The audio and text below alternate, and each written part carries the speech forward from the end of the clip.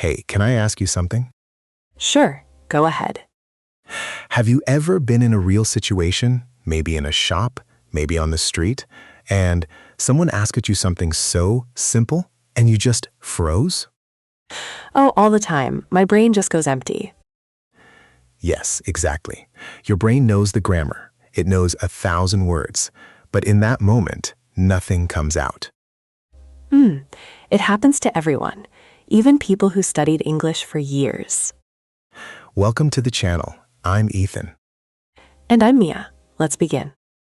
Today, we are talking about the small conversations of everyday life. Not textbook English, real English. The kind you use to order a coffee, ask for directions, talk to a coworker, or just chat with a stranger while you wait for the bus. This podcast is good for learners at A2 or B1 level. If you stay with us, you will hear real conversations, slowly, clearly, and you can borrow every single line. Maybe you are cooking right now. Maybe you are driving. Maybe you are just lying on your bed with your eyes closed. Wherever you are, welcome. Let's just talk. So, Ethan, where do we start? Let's start somewhere very small, a coffee shop. Okay, I like this one because everyone goes to a coffee shop, but the conversation is always a little different than what people expect from a textbook. Right. In a book, it says, "I would like a cup of coffee, please." And that is fine. That is correct. But real conversations have small extra pieces. Like what? Like this.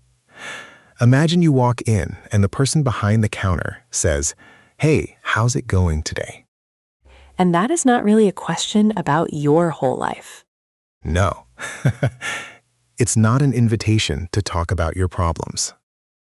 It's just a friendly opening, a little piece of warmth before the real question. Exactly. So the answer is short and easy. Good, thanks. How about you? Or even simpler, not bad, and you? I love that phrase, not bad. It sounds so relaxed. It really is one of the most common answers in English. Not amazing, not terrible, just not bad. Let's build the whole exchange together. Ready? Ready. Okay. Hi there. What can I get for you? Hi, can I get a medium latte, please? Sure thing. For here or to go? To go, please. Anything else for you? No, that's everything, thanks. Did you notice something in that little scene? Tell me. The barista didn't say, "What do you want to buy?" She said, "What can I get for you?" It's softer. It sounds like she's doing something nice for you, not just taking your money. Oh, I never thought about it that way, but you're right. English is full of these small, friendly shifts. And you noticed she asked, "For here or to go?" This is a very common question in cafes, and a lot of learners freeze on it the first time they hear it. Because for here doesn't sound like a normal sentence at first. It's short for, is this for eating here, in the shop? Right. And to go means you are taking it with you, outside. So the answer is only 2 words, for here or to go. You don't need a full sentence. This is something I want people to remember through this whole episode. Real conversation is short. Shorter than you think. So true. Learners often prepare this big, perfect sentence in their head, and then the real answer only needs 3 words. Let's try one more small piece. Sometimes the person behind the counter asks your name for the cup. Oh, this one is funny because sometimes they write it completely wrong. Yes, my name is Ethan, and I have seen it written as Eaton before. That's actually kind of perfect, since you were there to eat. True, true. But the useful phrase here is just, "Can I get a name for that?" And you answer with your name. Maybe spell it if it's unusual.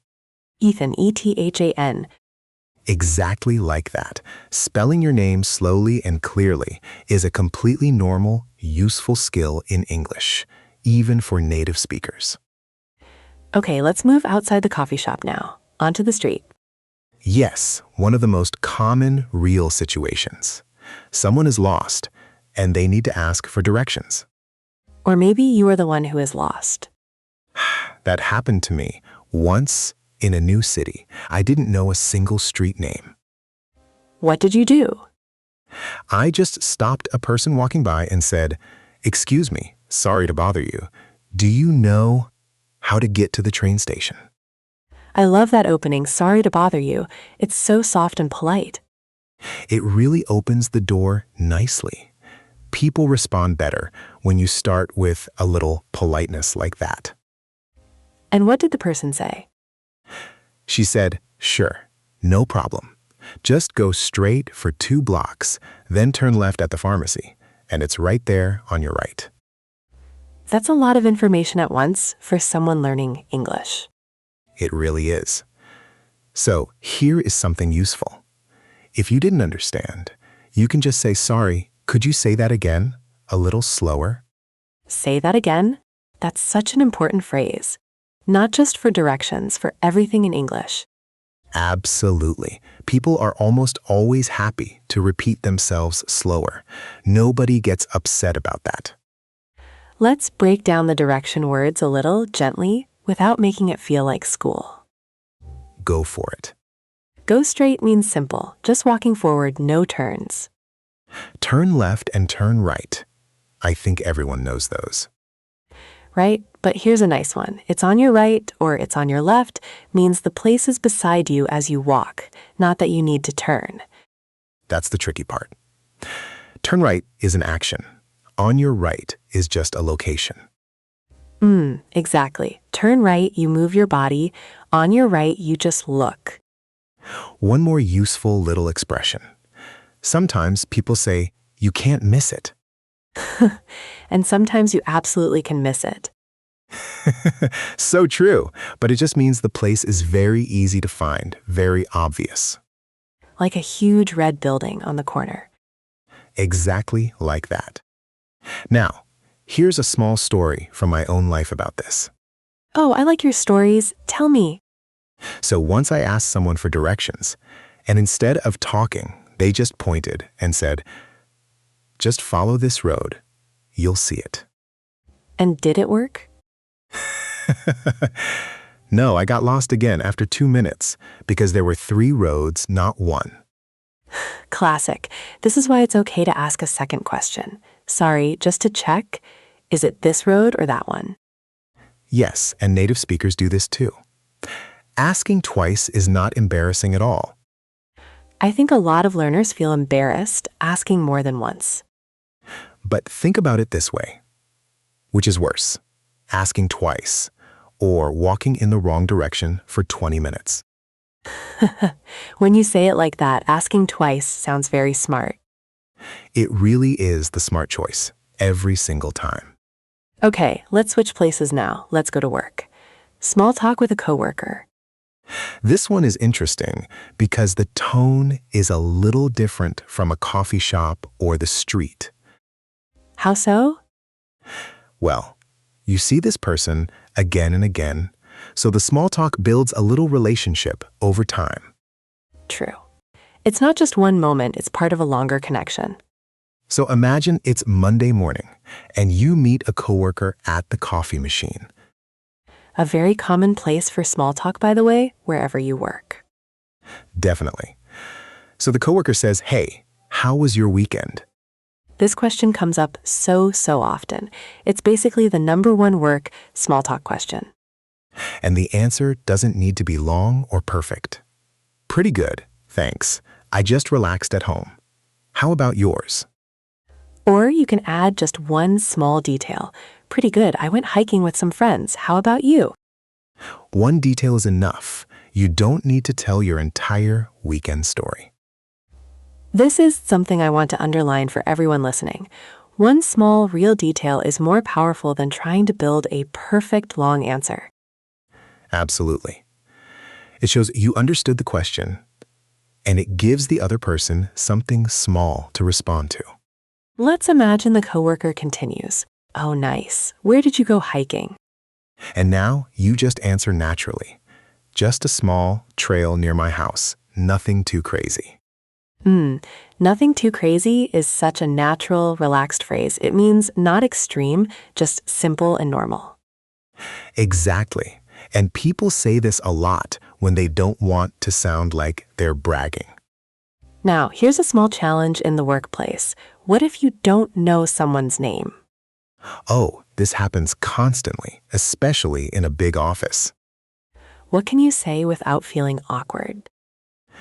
Awkward. Let's pause here for a second, since it's a really useful word. Yes, awkward means uncomfortable in a strange, embarrassing way. A small silence in a conversation can feel awkward. Right. So back to the name problem. You can simply say, sorry, I don't think we've met. I'm Ethan. That phrase, I don't think we've met, is so gentle. It doesn't blame anyone for forgetting to introduce themselves. Exactly. It protects everyone's feelings a little. Nobody feels caught out. And the other person usually just smiles and says, "Oh, nice to meet you. I'm Mia. I just started last month." And now you have small talk material for later. Oh, how's it going so far? Settling in okay? Settling in is a lovely little phrase. It means getting comfortable in a new place, step by step. I really like that image, like slowly sinking into a comfortable chair. Yes, exactly like that. Your body slowly relaxing into something new. Let's take a short break here, just a minute. If you're enjoying this podcast, it really helps us if you hit like and subscribe. It's free, and it helps more people find these episodes. We put a lot of care into every conversation we build for you. Okay, where were we? We were talking about work and settling in. Let's move to another real situation now, being late. Oh, this one I know so well. Everyone does. You are meeting a friend, and something happens. Traffic, a late bus, you simply lost track of time. And now you have to walk in and explain it, but not too dramatically. Right, you don't need a huge speech. Just something simple and honest. Let's build it. Imagine you're meeting a friend for lunch and you're 10 minutes late. You walk up and say, "Hey, I'm so sorry I'm late. The bus took forever." Took forever is such a natural way to complain about time without sounding too angry. It just means it felt very long, longer than expected. And what does the friend usually say?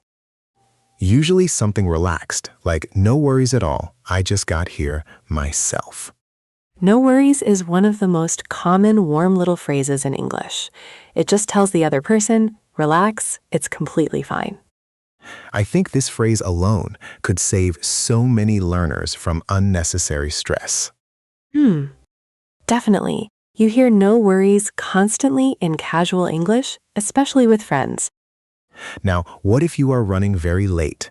Not just 10 minutes, but more. Then a quick message helps a lot before you even arrive. Something like, "So sorry, running about 20 minutes late. Traffic is really bad. Be there soon." I love that structure. Running late plus a small reason plus a short, warm ending. It shows respect for the other person's time without a huge, dramatic apology. And when you finally arrive, Just a simple, warm, "Thanks so much for waiting. Sorry again." and usually the answer is short too. Don't worry about it, let's order. See, the whole thing is short, warm, and simple. No long speeches needed anywhere. Let's talk about one more real situation. Waiting somewhere with a stranger, maybe in a line, maybe on a train. This is the situation that scares people the most, I think. Why do you think that is? Because there's no clear reason to talk.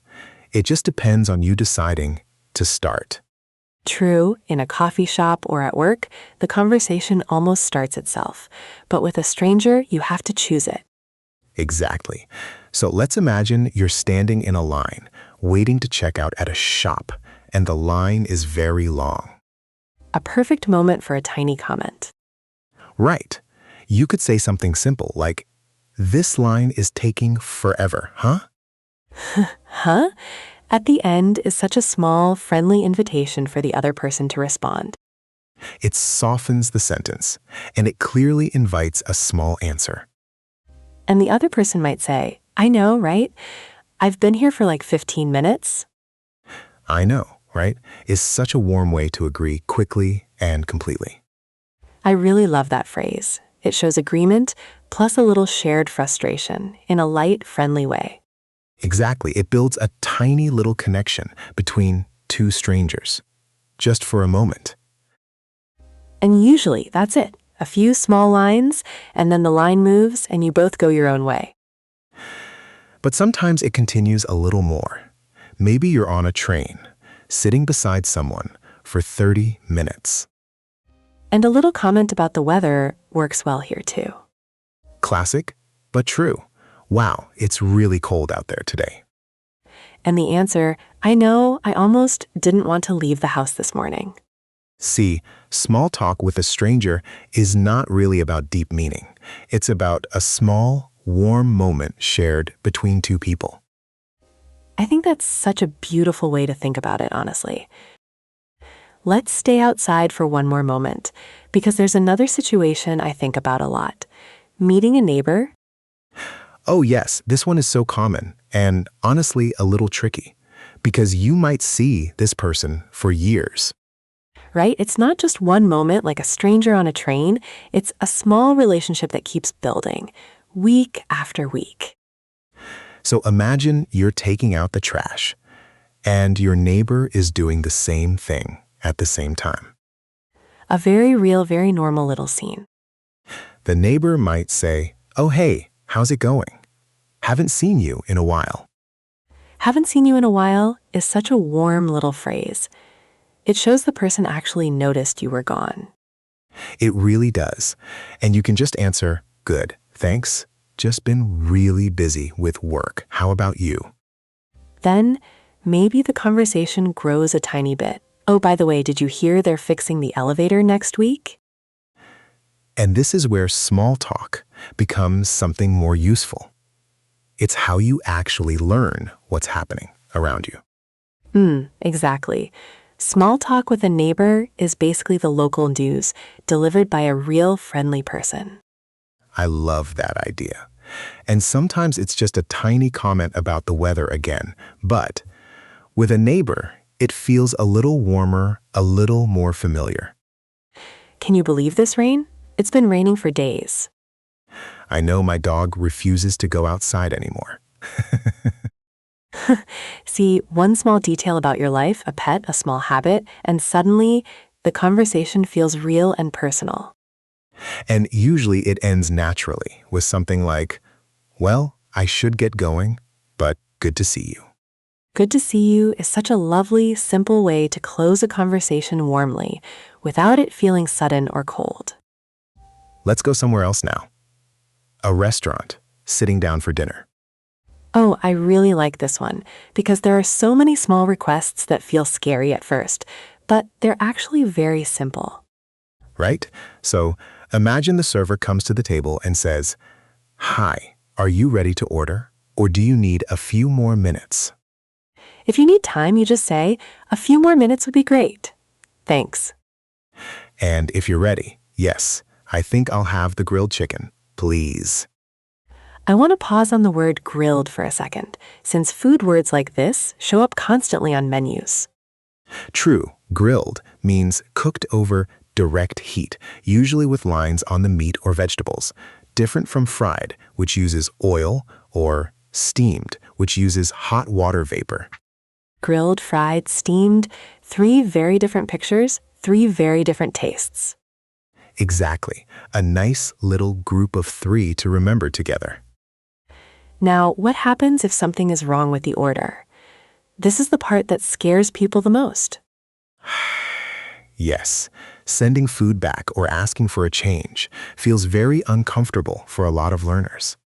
But the phrase is actually very gentle. "Sorry, could I get this without onions, please? I have an allergy." Or if the food already arrived wrong, "Sorry, I think I ordered the chicken, not the fish." Servers hear this constantly, all day, every day. It's never a big deal for them. Right, and a small polite phrase like "sorry" or excuse me at the front softens everything. At the end, the classic question, can I get you anything else? Maybe dessert? And you can simply say, no, I think we're all set. Just the check, please. We're all set is such a smooth little phrase. It means finished, ready to move to the next step. I really like collecting these small closing phrases. They make you sound so natural, so relaxed. One more situation, and then we'll slow down and finish gently. Let's talk about the hairdresser or the barber. Oh, this is a famous one, honestly, all around the world, in every language. Why do you think that is? Because you're sitting there for maybe 30 minutes and small talk almost always starts on its own. The classic opening question. So, what are we doing today? Meaning, what haircut do you want? What changes are you looking for? And you might say, just a trim, please, nothing too different. Or maybe a little shorter on the sides this time. A trim is such a useful little word. It means a small cut, just cleaning up the ends, not a big change. I love that word. It feels so gentle, so small. And then, almost every single time, the classic question comes. So, any plans for the weekend? It's almost funny how predictable this question is in every hairdresser chair around the world. It really is. And you can answer with something small and easy, just like we practiced earlier. Nothing too exciting, just relaxing at home. How about you? And this little loop of small talk continues gently, question, small answer, until the haircut is finished. At the end, you just say, "It looks great, thank you so much," and maybe have a good one. Have a good one is such a warm, casual way to say goodbye, almost like a smaller, friendlier version of have a nice day. There's one more situation I really want to cover because it feels scary for so many people. Meeting someone new at a party. Oh, this one. Walking into a room full of strangers is genuinely one of the hardest things in any language. It really is. But the good news is, party small talk actually follows a pretty simple, gentle pattern. Let's build it together. Imagine you're standing near the snack table, feeling a little unsure, and someone comes to stand near you too. A perfect moment for a tiny, low-pressure opening line. You could simply say, "Hi, I don't think we've met. I'm Ethan." We use that phrase back at the office too. Remember, it works almost everywhere, at work, at a party, anywhere new people gather. Exactly. One useful phrase, so many different doors. And the other person answers, "Hi Ethan, I'm Mia. Nice to meet you. So, how do you know the host?" This question, how do you know the host, might be the single most common party question in English. It's brilliant, actually, because everyone at a party has an answer, and it opens up a whole story. You could say, "Oh, we used to work together a few years ago. How about you?" Or something simple, we're neighbors actually, just down the hall. And now the conversation has somewhere real to go, based on a true little detail from your life. What if there's an awkward silence, though? It happens, even in a friendly party. A really gentle trick here is just to comment on something around you. "This music is really good. Do you know who this is?" Or something about the food. Have you tried the little appetizers? They're really good. Small, safe, easy topics. Nobody feels pressure answering a question about snacks. True, nobody has ever felt nervous talking about appetizers. And when it's time to move on, maybe to say hello to someone else, you just say, "It was really nice talking to you. I'm going to go say hi to a few more people, but let's chat again later." That phrase protects everyone's feelings. It's warm, it's honest, and it leaves the door open without any pressure. I think that's such an important skill, actually. Ending a conversation kindly, without just walking away suddenly. So true. A soft ending is just as important as a soft beginning. Let's slow down here for a second, Because I want to say something important. Go for it. A lot of learners think small talk is fake or not important because it's not deep. But it's actually one of the most useful skills in a new language. Exactly. Because small talk is the door. You can't reach a deep, real friendship without walking through the small door first. That's such a lovely way to say it. The small talk is the door, and real connection is the room behind it. And every conversation we practice today, coffee, directions, work, being late, waiting in a line, a neighbor, a restaurant, a haircut, even a party full of strangers, they are all small doors. Small doors that open into a real life lived in English. And here's something else worth remembering. You don't need every single word to be perfect for a door to open.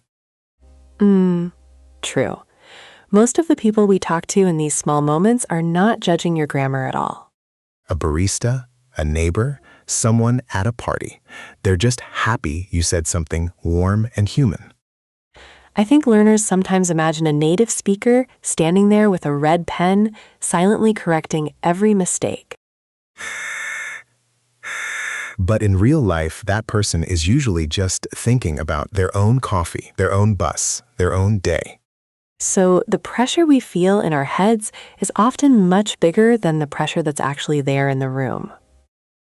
That's such a comforting thought, honestly. And I think it's worth repeating slowly.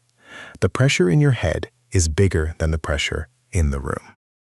Can you think of a time this week when you needed one of these exact conversations? Maybe you ordered coffee somewhere. Maybe you ask someone for directions. Maybe pause the video right now and just say one of these lines out loud to yourself or to the room. It feels a little strange at first, talking to an empty room, but it really helps your mouth remember the shape of the words. Your mouth is a muscle too, and muscles need real practice, not just reading in your head. Okay, before we finish, let's walk through everything one more time, gently. We started at the coffee shop. What can I get for you? For here or to go? Then outside, asking for directions. Sorry to bother you. Do you know how to get to... And could you say that again a little slower? Then at work. How was your weekend?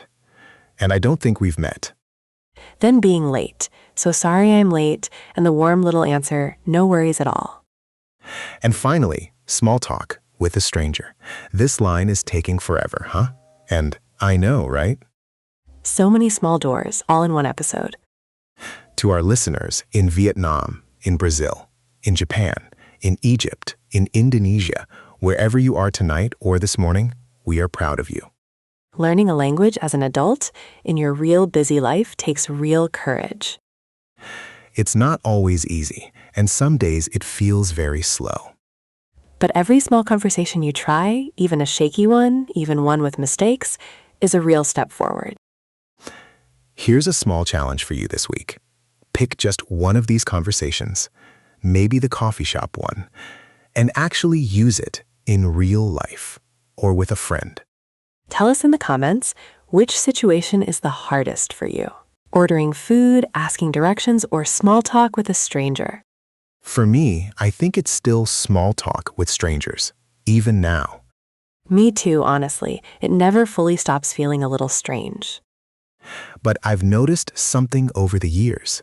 The strange feeling gets shorter and shorter each time.